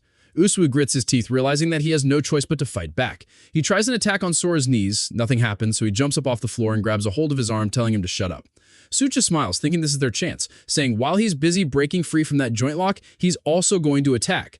As he tries, Sora makes the minimum movement required, dodging the attack. He then yeets the piss out of the both of them, causing them to fly straight by his father into the wall behind him, sending out shockwaves.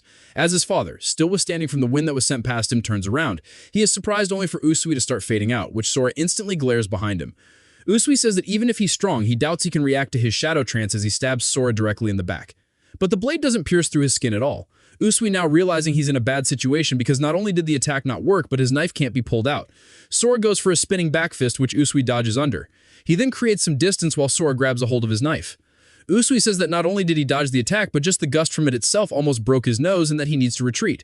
But Sora closes the distance in an instant, grabbing his face, slamming him into the floor. Even more blood begins flying, and Usui says that he's too fast and goes motionless. Everybody's just surprised as Sora walks forward, carrying us. The Solars ask each other if they want to deal with him. They say no, and Sora says that he's going to head home and he'll let his father carry the other guy. Sukuya says bet, and back at the residence, his mother's asking if it's over. Sukuya says yes as Jiro wonders if they admitted anything. Sukuya says no and their lips are sealed, but it doesn't matter as they know where their group stands and they should stay on alert for a few days, as regardless of their plans, he wants to know what his son went through for the last 5 years. Sora says that after seeing his conflict with him, he realized what he'd done. He fell into a strange realm 5 years ago and spent all that time killing monsters, thinking that it must have been one of the towers he was trapped inside. Sora tells them all the entire story all the way up until he got freed. In the end, a summoner sent him back here.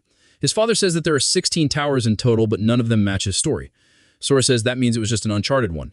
Jiro says that if that tower is near Shelter 6, they can prioritize clearing it, but his father is just so glad that he's alive.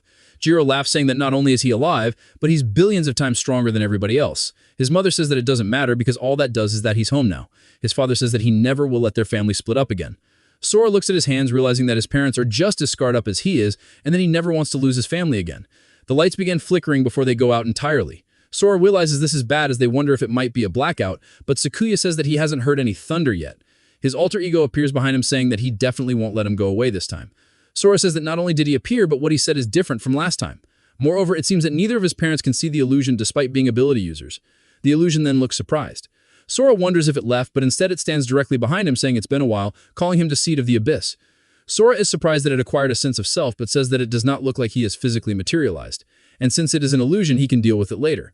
He asks him if he's trying to pretend he can't hear him and if he thinks that this is just an illusion, as people seem to love to fool themselves. He covers Sora's eyes, asking if he still thinks it to be one. Sora's eyes start to go black, and he says that he can't see, and maybe this means it isn't an illusion. Everybody else looks surprised in the room, and they start calling out towards him.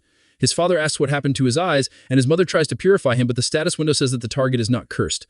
Sora asks if that was his physical form already, and realizing his parents are in danger, he readies himself and immediately counters by punching his alter ego in the chest. As everybody else only sees a giant black aura, the alter ego asks him if he's scared. His parents say they don't see anything, asking if there's an enemy here. Calls him cowardly, asking why he keeps hounding him. The guy tells him not to get the wrong idea, and he says he has not introduced himself yet. He says that he comes from the noble deity race, Asa, and he is the god of darkness named Fadl, and that he absorbed the black crystal, the divine power the Asa raised and left in the abyss. Strictly speaking, his power of darkness. God's agents are keeping tabs on him because he left the abyss of his own accord, and those very agents have started to gather. If he does not want to die, he needs to come back to the tower with him. Sora realizes that he is talking about the Isra that his mother told him about.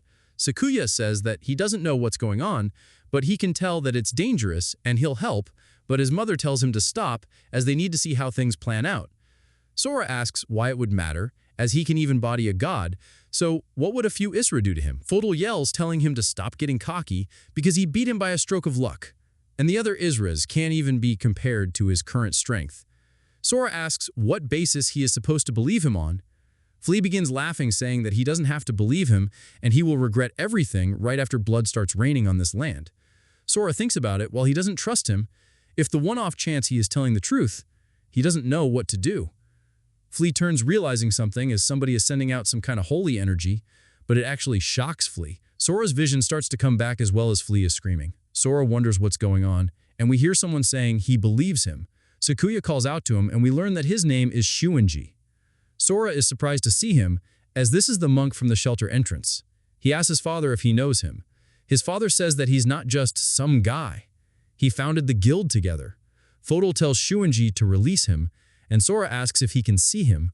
Shuinji starts to take off his bandages, saying they need to talk as this is an emergency. Sakuya asks what's going on, and Shuinji says he will explain it to him after he finishes talking to his son. Later in the night, Sora asks what he means by an emergency. Shuinji tells him that he's not an Isra, but his eyes can see divine power.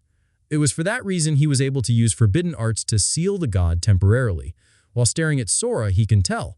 Although his divine power is of the same nature as his strength far surpasses that of any deity. He knows not how he came to possess it, but they no longer can investigate it. Several immense divine forces have begun gathering in this town, most likely seeking after his power. He does not know what happened between him and that god, but what he said was true. However, he must not return to the abyss.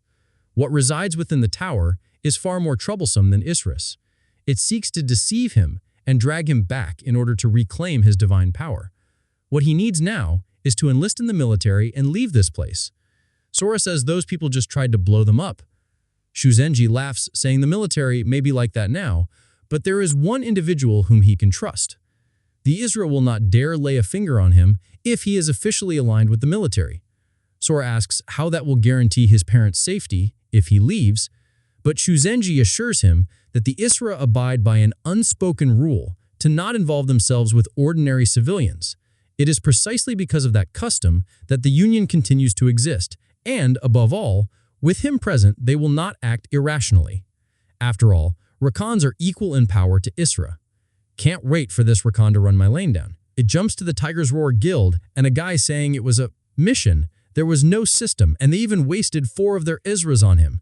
We are introduced to a level 105 Isra named Hero. Now, one of the other men looks over, saying that according to the report, Sakuya's son had been missing for many years, and he likely managed to enter the tower by chance. But Hero alone will be enough to deal with trash like him. He is level 106, and he is Hades' Isra. His name is Shaya. Hero starts to take it as an insult, but somebody puts a hand on his shoulder. This is Athena's Isra. She shakes her head no. Her name is Dugami. The man behind the desk says that this time he will join the operation as well. Hermes' Isra named Iwagaya is surprised. The dude behind the desk says that it is a direct order from Zeus. That brat must be eliminated at all costs. The 16th tower near Shelter 6 is about to activate. They all know how valuable gaining control over the tower will be. The stubborn United Guild has also rejected their Tiger Wars proposal and plans to go on their own. That's why they're not just going to go after Sora, but also his parents. They will eliminate them all at once. His name is Mukai. He is level 118 in Zeus's Isra. Back at Sora's place, Shuinji saying that's all, and he needs to go see Mia at the command center.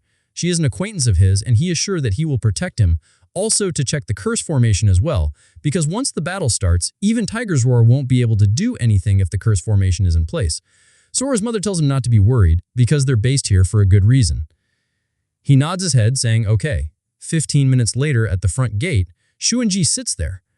As the wind begins rustling, he realizes they're here.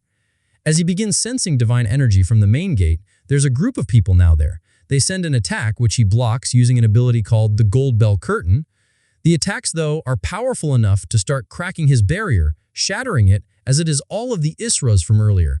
Shuinji is surprised they brought 4 here, but it's not just the 4 as Mukai begins to make his way in. They bow respectfully, and he starts walking in like he owns the place. Shuinji is surprised that even Mukai himself came. He then tells Shiraya to do his job.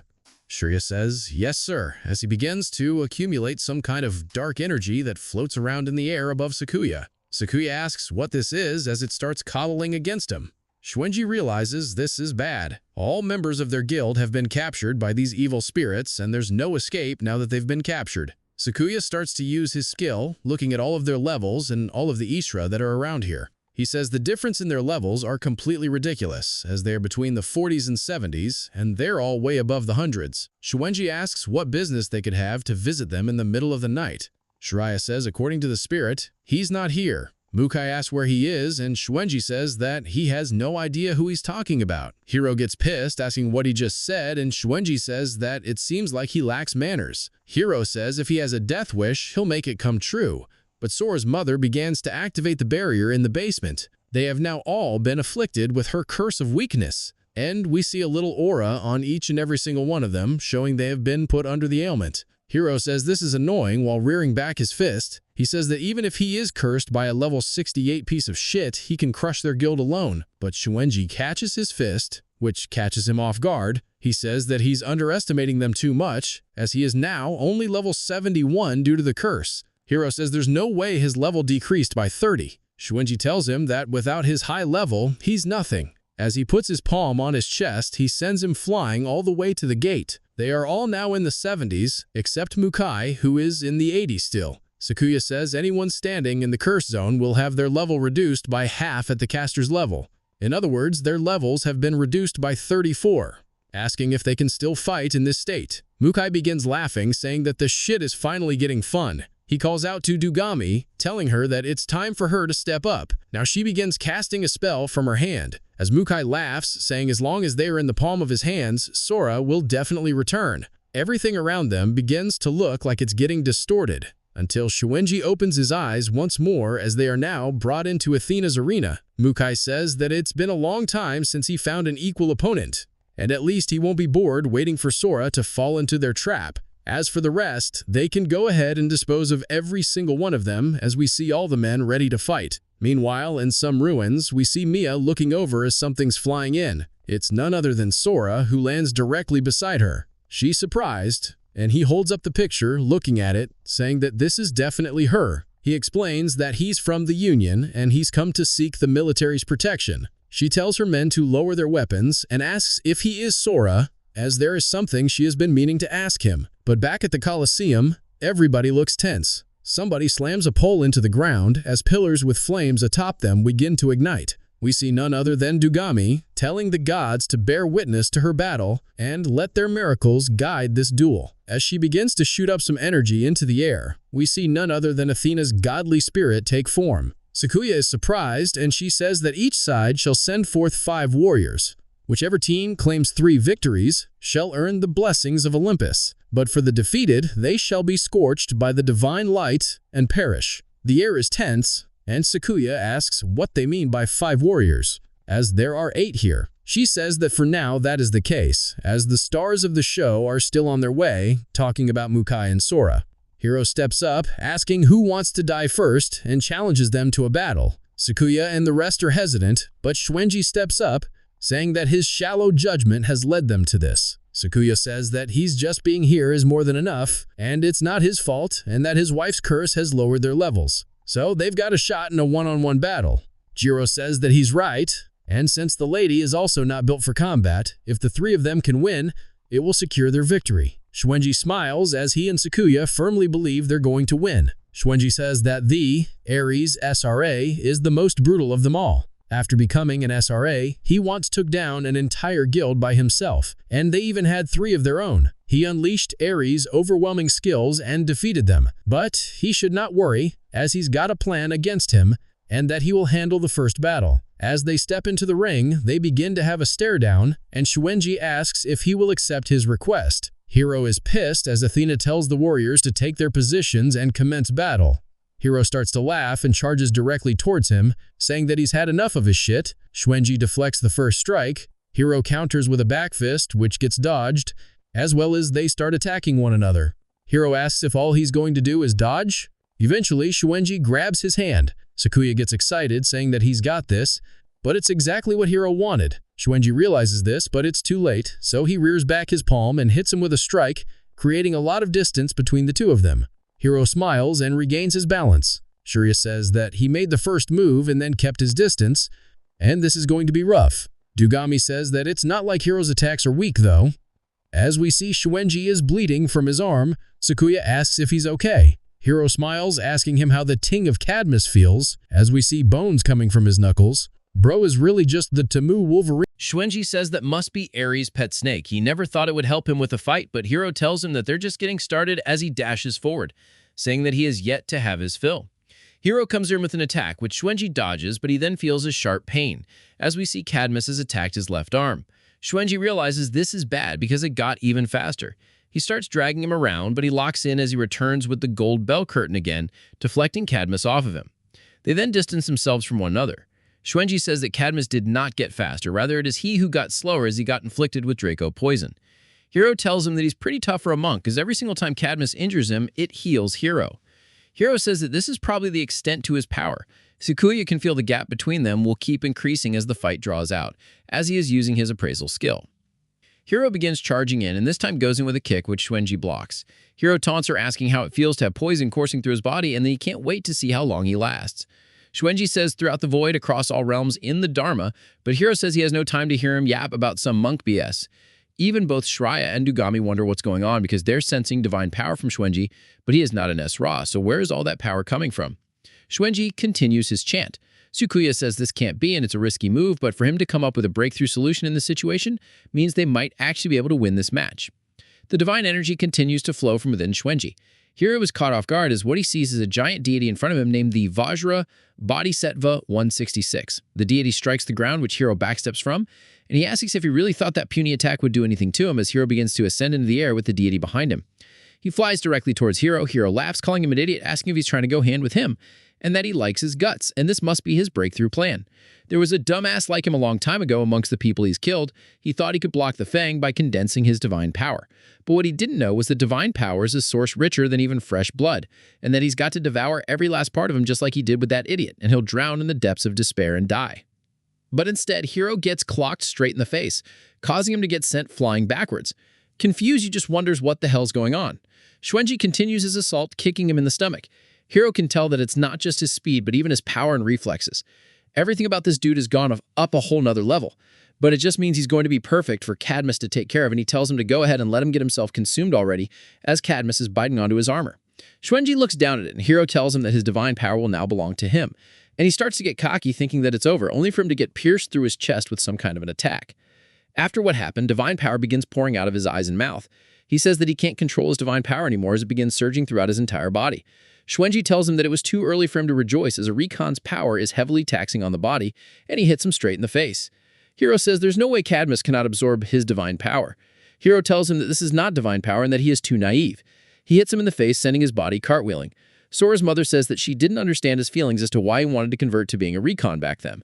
Not only does it prevent you from ever becoming an Asra, all power is limited to physical strength and that karmic power is incredibly strong but hard to control, and you have to regularly build up virtue for it. Only Zen power can keep karmic energy from overwhelming you.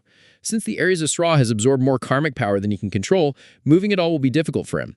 Shuenji says that it appears he frequently does bad deeds, which is why he has no Zen power left, and it will be impossible for him to take control of his power. Sakuya gets excited, saying that he told them they can win this. Both Dugami and Shurya say they had no idea such a thing existed, but Shurya tells him to stop getting cocky as he is underestimating Asra. Hiro slowly starts to stand back up, and Cadmus lets out a roar. He says that if he doesn't have enough fine power to maintain its form, then he'll just get rid of it. As he starts shaking, he says that he's going to go all in one last time. He begins to rip apart Cadmus with his bare hands, creating a giant surge throughout the little arena. Some of the blood lands directly in front of Shuenji and begins burning the ground. He says this is one hell of a poison, as it's even acidic to the point that it's melting the concrete. It begins to create a giant red miasma. Shuenji then distances himself as they hear a war drum. Sakuya and Juro wonders what the hell's going on, as Hiro tells Ares that he offers the blood of the poison dragon and he needs to grant him his spear. It begins to form directly in front of his hands. As Hiro grips it, he says that he will fight on until his body turns to dust. Dugami says that Asras can't use divine weapons without offering a sacrifice, and it's only a temporary weapon anyways. It carries the power of the Dods and adapts to the fighting style of the Bearing Asra. Shurya says this has got to be what makes the gap unbridgeable between normal players and Asra. It's going to be over for Shuenji now. Tugami says that Hiro offered the poison dragon Ares gave him. If the gods see through that little trick, they'll definitely be pissed. Then again, knowing how merciful Ares is, he might forgive Hiro if wins. But on the off chance that he loses, he can't even begin to imagine what punishment awaits him. But there's no way a regular player could beat an SRA wielding a divine weapon. Shura just wonders what the hell she's thinking about. Hiro begins charging in, and Shuenji says that this means he's going to come in for another close range hit, but the spear vanishes, causing him confusion. As we see the red orb beginning to envelop Hiro, Shuenji dodges the punch, saying that he should reach him at this distance, but he realizes he made a mistake, as the attack narrowly grazes him, only barely cutting his chin. Hiro then says explode as he smiles, and the spear forms once more from his aura, blocking off his escape. Shuenji says fortunately he deflected it with a mantra just in time, and he wonders if the spear is poisonous like the dragon. Turns out it is, as now that he has been hit with the corrosive effect of Ares' blood, his robe has lost 50% of its defense. Hiro comes in with another attack, which Shuenji dodges, then a projectile bursts out of Hiro's back. Shuenji says that it's crazy he can make them come out from parts other than his fist. Hiro then hits him with a gum-gum gatling, but each and every one of the attacks has its own little spears coming out from them. Shuenji says this is really bad because he can't read his moves. Every hit he receives only destroys his equipment further. Even with the impact suppressed by karmic power, he's still this strong. And if he had not weakened him, he would have died a long time ago. He needs to make sure he tries to keep his distance as he comes in with a palm strike, causing Hiro to jump backwards, giving him the distance he wanted. Hiro starts saying another mantra as Hiro cuts his hand, saying that he must already be at his limit. He pours the blood onto the ground, telling him the distance is not going to save him anymore, but Shuenji continues his mantra and calls this Onin. Hiro looks up in surprise as a giant circle appears overhead, causing him to drop to his knees. Onin is a holy incantation that purifies and banishes obstructive forces, and the effect of the poison dragon's blood is now weakened. Hiro asks if he's trying to seal his movement with a spell and wind from a distance, but that is way too naive. As the blood from earlier begins pooling together, Sakia yells, telling Shuenji to look out as it pierces through the top of his hat. Luckily for him, it missed his bald-ass head. Then he says that was way too close. Athena then appears in front of Sakia, telling him that interferer shall be punished as she starts burning him. Sura's mother starts healing him, and Sakia says the flames are gone, but now he has a 15% life force penalty. Hiro tells Shuenji that he'd be dead if Sukiya didn't step in, but it looks like he got punished anyways. Shuenji says close combat is risky, but he controls those blood arrows even at a range. Considering his remaining stamina, he has 3 minutes left, so he has no choice but to fight. Hiro tells him to stop wasting his time as he is going to win. Shuenji continues his mantra as we get a recon crash course real quick. It goes from the highest, which is the heavenly eye, then the wisdom eye, the dharma eye, the Buddha eye, and the wisdom eye. He then opens his dharma eye, saying it's time to lock in. Bro's been listening to Yee's new music too much.